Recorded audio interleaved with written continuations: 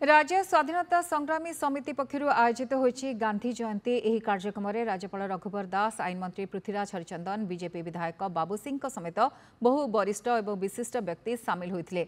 महात्मा गांधी फटोचित्र और शहीद स्तंभरे माल्य अर्पण करने पर सभा कार्य आरंभ होता। यह कार्यक्रम में स्वाधीनता संग्रामी मान दायत माने जोग देइतबा बेले राज्यपाल रघुवर दास को सम्मानित करथिले।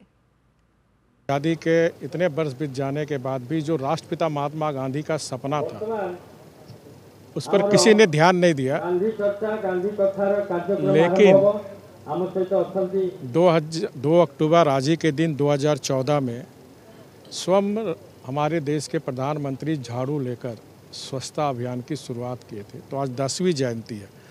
तो आज हम संकल्प ले न गंदगी करेंगे न गंदगी करने देंगे। जो एकतार सूत्र रे बांधी कि देश ये स्वाधीनता पाई आज से सामान रास्तार देश तार नवकलेवर कला बेलू 2047 मसीह जिते 100 वर्ष पूरण हम स्वाधीनता को से नवकलेवर कला बेलू से एकतार सूत्र रे देश चलवा आरंभ कर समस्तंकर आशा जे आम भितर जो संकल्पना अच्छी ये कथा को आधार करिकी आगामी दिन में निश्चित भाव में देश सफलतार चेहरा देखिबो।